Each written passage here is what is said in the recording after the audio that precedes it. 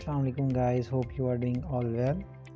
The purpose of making this video is to inform you about the verbal and non-verbal tests in ISSB, which are called as psychological tests, because मुझे लगा कि मुझे इनके ऊपर भी video आपकी बनानी चाहिए कि एक वर्बल टेस्ट और नॉन वर्बल टेस्ट में फ़र्क क्या होता है, वर्बल और नॉन वर्बल टेस्ट कैसे आपको जो है वो अटेम्प्ट करने होते हैं, आपकी जो मेन थिंकिंग है वो क्या होनी चाहिए, आप जो मतलब है कि कोई भी एक पिक्चर इमेज है वो आपके पास स्क्रीन पे आती है, आपने उसको सोचते हुए उसकी डिपिक्शन करते हुए कि इसकी अंडरस्टैंडिंग मेन है कि हमने किसी भी चीज़ को ना उसके ये याद नहीं रख लेना कि जी ये वाला क्वेश्चन आएगा तो ऐसे होगा, ये वाला आएगा तो ऐसे होगा। नो नो नो, ये रट्टा वगैरह वाला सिस्टम बिल्कुल नहीं है। सबसे पहली बात तो ये है कि आपको अंडरस्टैंडिंग बनानी है कि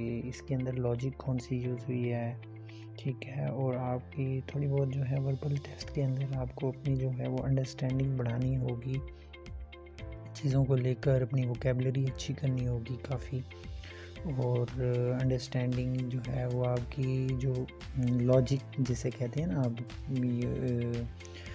water is to sea then fire is to, like this type of question, and door is to wood then form is to, you know these type of question you need to make logic, yeah. And absolutely you know that there would be given some multiple questions, these are multiple choice questions, so you have option, you can opt any one of them, and so that's why it's easy to attempt, and you guys can easily avail this opportunity, and you can have we can have a tukka system, so you can select any of these, and maybe sometime it is correct, but logic is good.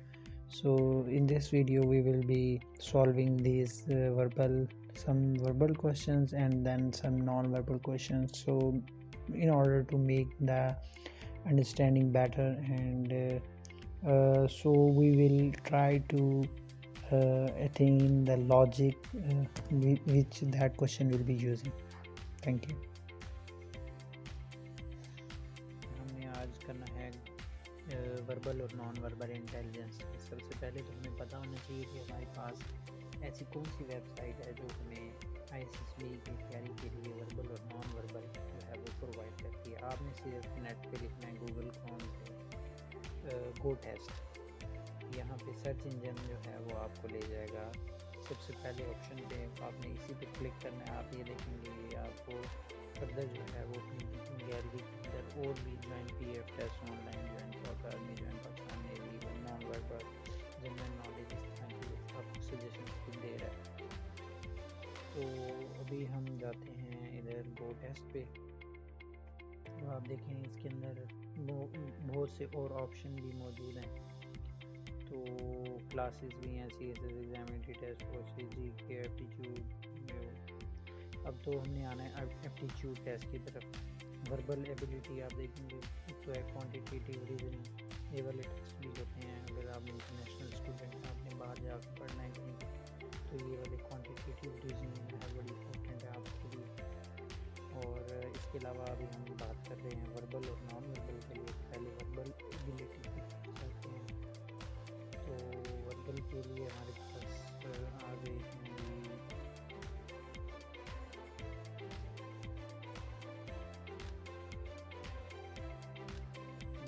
Verbal ability.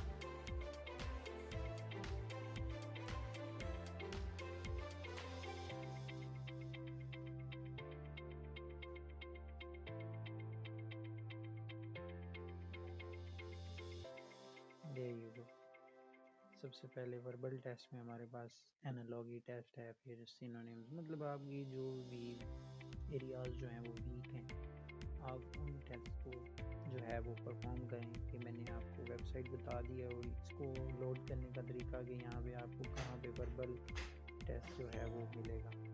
Start analogy test 1। First of all I want to say ये बिल्कुल reasoning वाले question है,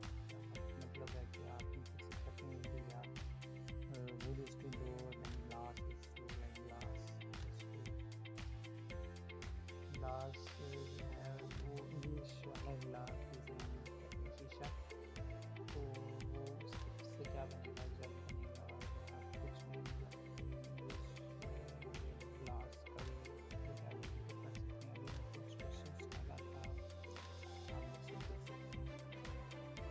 तो हम लोग जो है वो उनकी आपस में जो है वो देखें कि ये है, हम लोगों ने रीजनिंग देखी है कि यूज जिसको शॉवर यूज कहते हैं, बहुत सारा पानी किसी जगह से शॉवर में कोई मतलब पानी वाला जो शॉवर है, ठीक है। किसी जो है वो एक जॉय के अंदर रहने वाली कंडीशन है, ये भी जॉय है। बाकी सारे जो मतलब है ना वो आपस में एक दूसरे से मैच नहीं करते। वो हमने इसका आंसर जो है वो लगाया और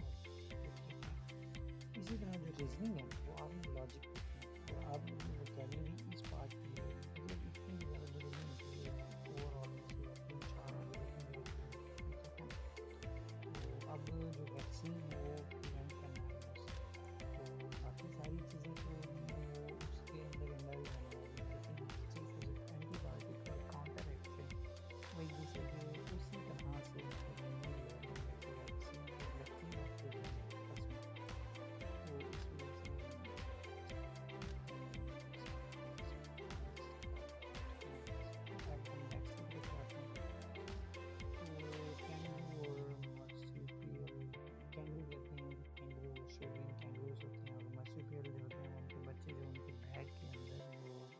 आगे जो है उनके बैग के अंदर जो उनके बच्चे होते हैं उनको कहते हैं मर्सूपियल के, उन्होंने वहाँ पे रखे होते हैं। इसी तरह मशरूम के अंदर जो है वो फंगस होती है, फंगस भी जो है वो इसी तरह उनका सेम पैटर्न है, जिसकी वजह से हम इसके अलावा जो बाकी चीज़ें हैं वो उनका इतना आपस में लिंक नहीं है। लेकिन हाँ, हमने सारे क्वेश्चंस जो है ना वो उनके आंसर्स मतलब है कि सारे जो ऑप्शन है ना उनको लाजमी कंसीडर करना है। ये नहीं कि जो आपको मतलब सिनोनिम और मिलता जुलता लग गया आपने उसको टिक लगा देना, नहीं। मोस्ट ऑफ द केस ये होता है। अभी हम देखते हैं जी आगे जाके, चलें जी। अब हम देखते हैं कि जैसे प्रिक है, वो प्रिक अभी भी जैसे मैंने कहा कि कहीं पे किसी जगह पे किसी होल की वजह से जो है वो मतलब है कि होल बनाना किसी चीज़ के अंदर, और स्टैब जो है वो खंजर मारना किसी, वो भी सेम काइंड ऑफ थिंग है। तो थ्रेड जो है वो सीव मतलब ये सीना है, लैंड है वो उधार लेना, बार वो भी उधार लेना ही होता है।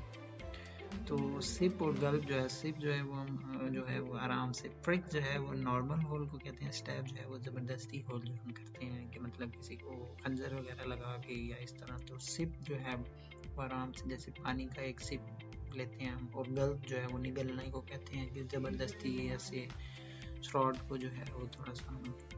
तो पॉइंट और थ्रस्ट भी मतलब इस तरह नहीं मिलते। तो आंसर देखते हैं, सिप और गल्प इज राइट आंसर। इसी तरह अभी मैंने जैसे बात की कि हमने सारे ऑप्शंस को कंसीडर करना होता है ताकि हमें ये पता हो कि हमारा जवाब जो है वो ठीक है। इस तरह जिसका एक का मतलब आता है उसका मतलब ये नहीं कि हमें उसको आंसर लगा देना चाहिए। मोस्ट ऑफ द टाइम वो गलत भी हो सकता है। और हाँ, ये टाइम के अंदर ही आपने टेस्ट जो है वो क्लियर करना होता है। देख रहे हैं आप जैसे कि टाइम जो है हमारा वो रनिंग आउट हो रहा है, क्योंकि मैं वीडियो बना रहा हूँ, जिसकी वजह से जो है वो थोड़ा सा मसला हो रहा है कि हमने आराम से वीडियो बनाई है। तो अब जैसे क्यूमुलोनियस क्यूमुलोनिम्बस, ये क्लाउड की ना एक फॉर्मेशन को कहते हैं। जो जिस चीज़ का मतलब ना है, आप सर्च इंजन पे जाए नहीं इस ठीक है, इधर न्यू टैब के अंदर आपने जाके सर्च करना है और आपको वो मतलब आ जाएगा। ठीक है, अब हमने हमारा जो मतलब है ना वो इससे मिलता जुलता है कि क्लोमेरस बड़े मतलब क्लाउड के एक पार्ट को कहते हैं। ठीक है, और क्लाउड तो क्लाउड ही है। ग्रॉस ऑपर जो है वो एक जो है छोटा सा इंसेक्ट ही होता है। तो क्लोमेरस एक स्पेसिफिक कहीं के क्लाउड को ही कहते हैं। तो इस वजह से इन दोनों का आपस में लिंक है। आपने बाकी सारों को भी एक वो नज़र देखना है, लेकिन ये है कि आपको ये पता होना चाहिए कि जो आंसर है वो उसके अंदर जो रिजेम्बलेंस है वो इस तरह चेक की जाती है। अब हम इसका आंसर भी बेशक चेक कर लेते हैं, तो यही इसका आंसर है जैसा कि हमने बात की।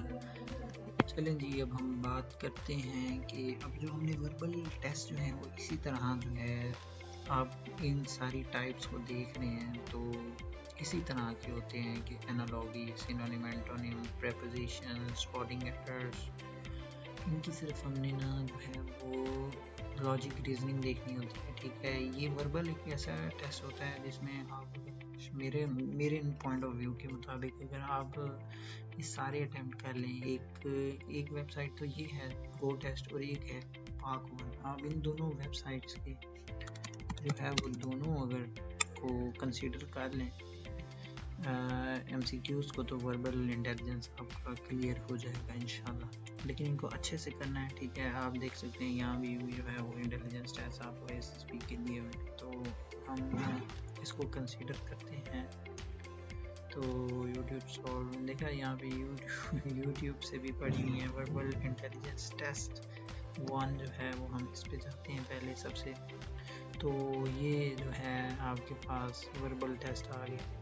आपने इसके अंदर जो है ये ज़्यादा जो है वो प्रिसाइजली आपको दिखाया हुआ है, क्योंकि इसके अंदर जो है वो आपने जो काउंटिंग है उसके अंदर आपने लॉजिक्स देखनी है कि इनके अंदर गैप कितना है और इस तरह ऑल दैट। तो अब हम देखते हैं कि ये 1 2 3 4 5 ये तो सिंपल सी हमारे पास काउंटिंग है। ठीक है, वो आपको यहीं पे, एक तो वो था ना कि वो आपको इस वेबसाइट पे हमें जाके ना आंसर सी करना पड़ता था, यहाँ पे ऐसा नहीं है। जैसे ही आप टिक करेंगे अगर वो ठीक होगा तो वो क्लिक कर देगा, गलत होगा तो वो रॉन्ग कर देगा। अब 1 3 5 7 9 ये तो ऑड नंबर है। ठीक है, तो हम इसको लगा लेते हैं 1 3 6 10। अब हमने देखना है इनके दरमियान जो है वो तमाम जो हमारे पास डिजिट्स हैं, नंबर्स हैं, उनके दरमियान जो गैप है वो कितना है। 1 से 3 2 का गैप है, फिर 3 से 6 3 का गैप है, फिर 6 से 10 जो है वो 4 का गैप है। 1 के बाद जो है वो उन्होंने लॉजिक बताई हुई है। असल में मैंने वीडियो पहले बना ली है तो वो रिकॉर्ड नहीं हुई, तो इस वजह से मैं दोबारा ये कर रहा हूँ। और ये मैंने उस वीडियो में मेंशन, मतलब अपनी तरफ से मेंशन किया कि वीडियो बन रही है, तो वो वीडियो नहीं बन रही थी, लेकिन मेंशन किया कि मिस्टेकनली मेरा ना हाथ टच हो गया था। तो हम लॉजिक 2 तक कर लिया था, तो अब तीसरे की लॉजिक ये है कि एक के बाद 3 उन्होंने दिया हुआ है, फिर 6 दिया हुआ है, फिर 10 दिया हुआ है। तो हम इसका ना डिफरेंस देखेंगे, इनकी डिजिट्स के दरमियान, नंबर्स के दरमियान जो आपस का डिफरेंस है ना वो कितना है।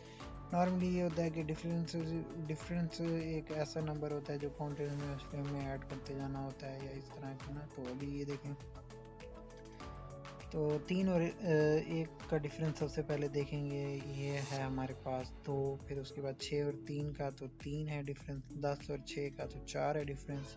तो इसके बाद मतलब हमारे पास ना एक काउंटिंग चल पड़ी है 2 3 4। तो अब हम 5 ऐड करेंगे तो वो हमारे पास 15 है। आपने ना सिर्फ लॉजिक समझनी है, रटा नहीं मारना। हो सकता है यहाँ पे उन्होंने 11 13 16 और 20 दिया हुआ होता है और आगे हमने और नंबर बनाना होता है। इस तरह से आपने ना लॉजिक के पीछे लाजमी जाना है। अगर आपको समझ नहीं आती तो वीडियो को बार बार देखना, लेकिन ये है कि अच्छे से देखना है, अच्छे से मेहनत करके काम करना है, ताकि आपको इसकी जो लॉजिक है ना, मेन जो रीजनिंग है वो आपको समझ आनी चाहिए। ठीक है, उसके बाद हमारे पास जो है वो अब 5 4 3 2। अब ये तो सबको पता है कि काउंटिंग है, बैकवर्ड मतलब बैकवर्ड जा रही है, तो हम इसको यहाँ पे 1 आएगा। अब 4 3 2 1 इसके बाद 0 आएगा। उसके बाद 21 16 12 9 there is a difference of 5 4 then 3 then comes 2, so the answer is 7। 12 8 5 3, so there is a difference of 4, there is a difference of 3, there is a difference of 2, and here is the difference of 1, which is equal to 2 is the answer. Now multiply 2 by 2 and 4 by 2 and 8 by 2 and 16 by 2. These are the answer when they are multiplied by 2. So next to 16 will be 32. And so 3 4 8 9 18 3. Now we have to look at not that much the logic behind it, that there's a difference of, I mean to say that we need to look at the logic, not the difference or something else, you know. सो जब हम इसकी logic की तरफ देखते हैं तो 3 से 4 के दरमियान 1 का डिफरेंस है, 8 और 9 के दरमियान 1 का डिफरेंस है, फिर 18 और के बाद 19 आता है तो उनका भी 1 का डिफरेंस होगा। ठीक है, तो 19 है तो आंसर 2, 5, 6, 11 एंड 23। अब हम देखते हैं कि 2 और 5 के दरमियान 3 का डिफरेंस है, 5 और 11 के दरमियान 6 का डिफरेंस है, 11 और 23 के दरमियान 12 का डिफरेंस है। मतलब ये 3 है, फिर 6 है, ये फिर 12 है। ये इस तरह सही समझ नहीं आ रही। हाँ, यूँ करें कि 3 को 2 से मल्टीप्लाई करें तो 6 आ रहा है, फिर 6 को 2 से मल्टीप्लाई करें तो 12 आ रहा है, जो इन तीनों के दरमियान का डिफरेंस है। तो 12 का 2 से मल्टीप्लाई करें तो 24 है, तो हमारा आंसर 47 होना चाहिए। ये भी एक लॉजिक है, लेकिन एक लॉजिक ये भी है कि 2 के दरमियान 2 में वो ऐड करेंगे, 2 के अंदर हम एक ऐड कर दें तो उतना हम डिजिट ना इसके अंदर ऐड करेंगे तो आगे आंसर आएगा। इसी तरह 5 के अंदर एक ऐड करके इस 5 में ऐड करेंगे तो 6 + 5 11 आ जाएगा। इसी तरह 11 + 12 23 और 23 के अंदर एक प्लस करके फिर 23 के साथ उसे ऐड कर देंगे तो वो 47 आ जाएगा। हमारे पास ये लॉजिक भी है, 2 लॉजिक के साथ हमने ये क्वेश्चन जो है सॉल्व किया। ये तो हमारे पास थे वर्बल क्वेश्चंस जो मोस्ट ऑफ द टाइम ये इसी तरह के होते हैं, जैसे अभी हमने नंबरिंग वाले सॉल्व किए हैं। इसके बाद जो है हमारे पास और भी काफ़ी सारे, आप यहाँ से वर्बल इंटेलिजेंस है वहाँ से कर सकते हैं आराम से, और इसकी बहुत ज़्यादा टाइप्स दी हुई हैं। आपने जो भी मतलब है कि आपका दिल करता है आपको ये करना चाहिए, तो मैं रिकमेंड करूँगा कि आपको इनकी प्रैक्टिस अच्छे से अच्छी करनी चाहिए। फिर ये आपके लिए आसानी पैदा करेंगे, और ये आपको ड्यूरिंग जो है वो टेस्ट, जब आप ISSB इनिशियल में भी होते हैं ये और ISSB में भी होते हैं, तो ये दोनों जगहों पे आपके लिए बहुत फ़ायदेमंद होंगे। तो आपको मेरे नज़दीक ऑलमोस्ट 1000 के करीब करने चाहिए ईच जो है वो, वर्बल भी और नॉन वर्बल भी। चलें अब नॉन वर्बल की तरफ हम आते हैं। ये वेबसाइट जो मैंने आपको अभी बताई थी, ये PARK-1 वेबसाइट है। एक हमारे पास पहले वाली है वो गो टेस्ट है।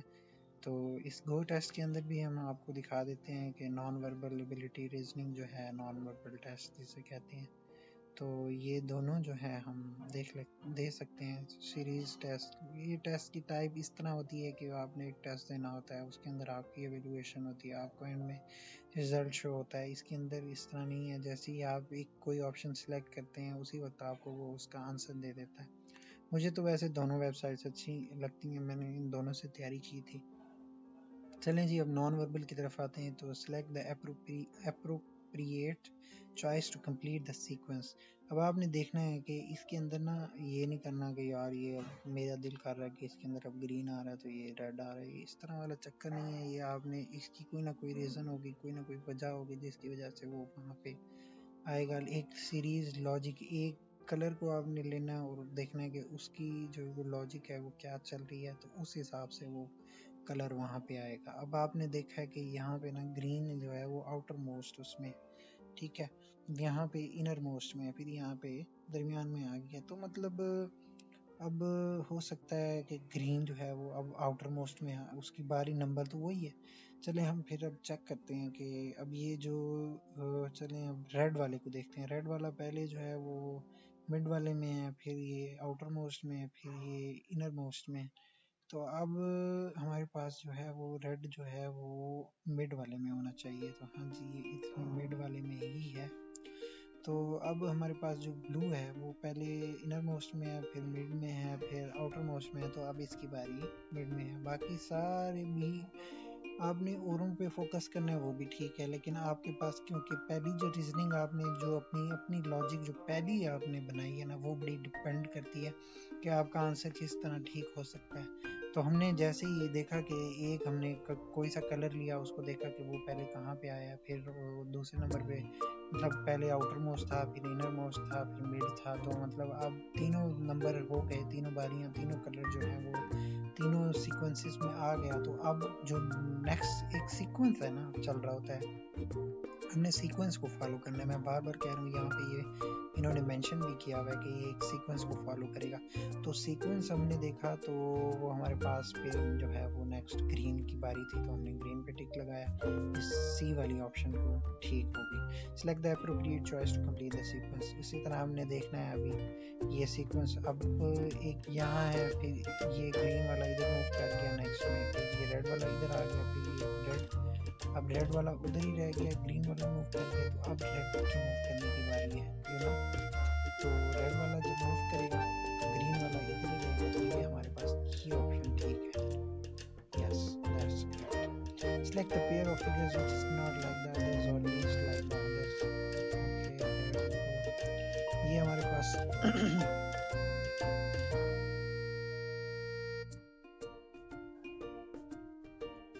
pair of figures which is not like the others or least like the others. Pair of figures, ये पेयर हैं आपस में, पेयर दिए हुए।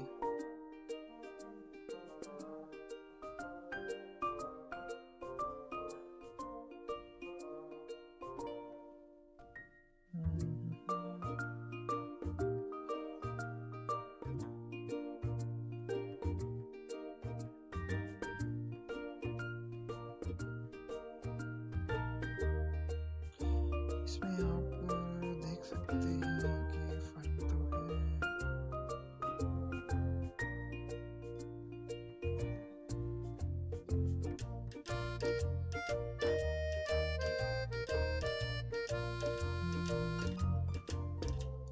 इसकी क्या लॉजिक हो सकती है? Select the pair of figures which is not like the others or least like the others. I think C option can be correct. The first answer is correct.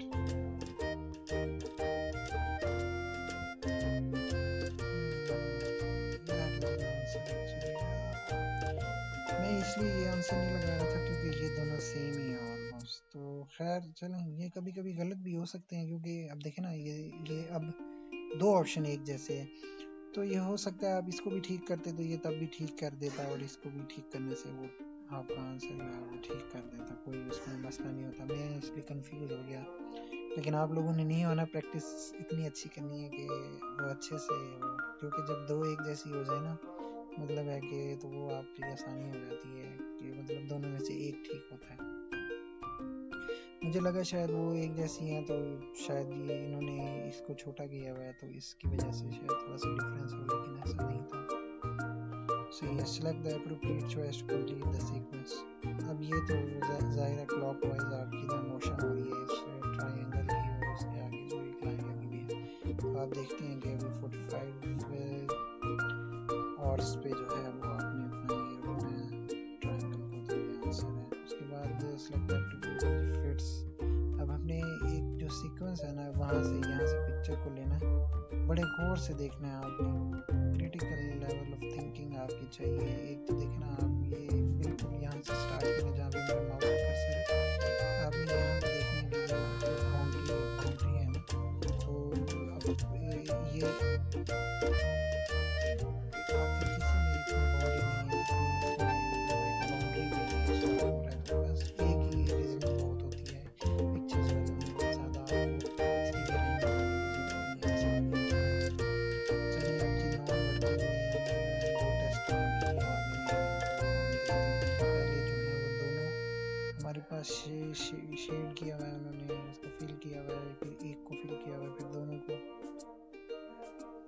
Fill किया हुआ है, फिर एक को फिल किया हुआ है, अब दोनों की बारी है ना, तो फिर डी ऑप्शन जो है वो हमारे पास करेक्ट है इसका ऑप्शन। इसी तरह आपने बाकी भी जो है वो रीजनिंग और करनी है, वर्बल की, नॉन वर्बल की, आपने मेहनत करनी है, प्रैक्टिस करनी है जितनी ज़्यादा। नॉन वर्बल तो आप बिना ब्रेड एंड बटर की तरह है, बिल्कुल बहुत आसान है, आपने मेहनत करनी है इनके ऊपर। इसकी रीजनिंग आपको एक बार समझ आ गई, आपने एक या दो टेस्ट, मैं कहूँगा आप 10 टेस्ट इसके नॉन वर्बल के इधर से गो टेस्ट से कर लें, 10 जो हैं वो पार्ट 1 से कर लें। तो एक दफ़ा जब आप इधर से कर लेंगे, परफॉर्म करने के बाद आपको लगेगा कि यार मेरी ना इन्हीं 20 के अंदर पूरी है, इस बी की कह रहे हैं वर्बल नॉन वर्बल की प्रैक्टिस बहुत अच्छे से हो गई है, तो आप बहुत अच्छे मार्क्स ले सकते हैं इसमें। मतलब है कि आप 100 for example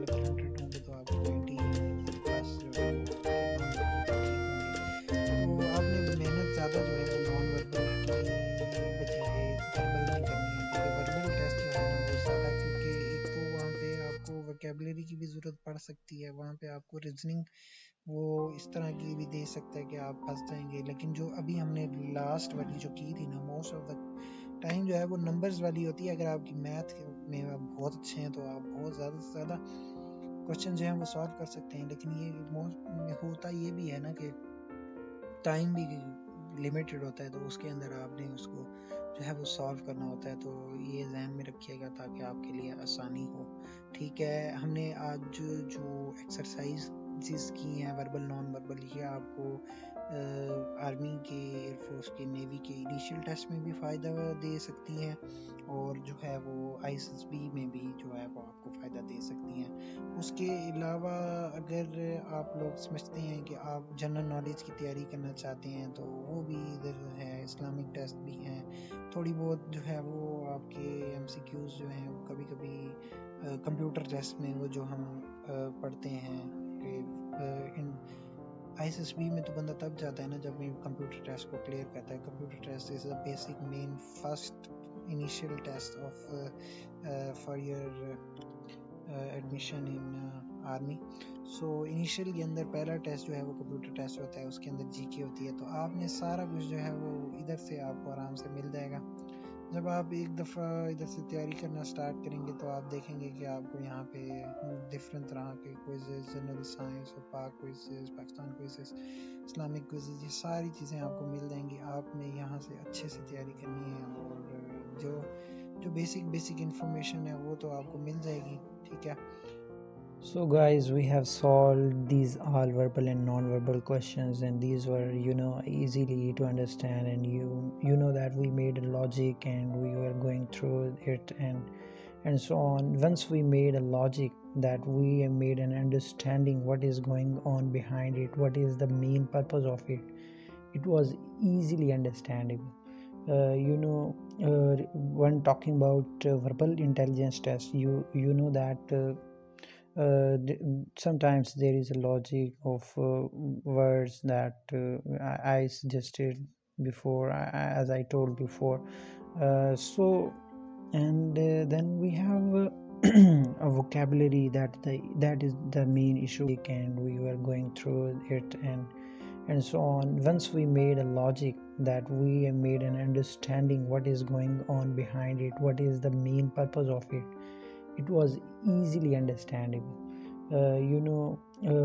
When talking about verbal intelligence test, you know that sometimes there is a logic of words that I suggested before, as I told before. Then we have a vocabulary that is the main issue. But you know that one word that there was one word that that particular meaning of that word, and through which you could easily understand that what could be the meaning of the given word. So you can suggest further meanings afterwards, and so it was quite easily understandable. Moreover, talking about non-verbal intelligence test, it was a sequence. All is about sequence, nothing more than that. And we were elaborating the structures of the images and the shapes. We were I would say that we were inferencing them quite apart, and so that we can understand them.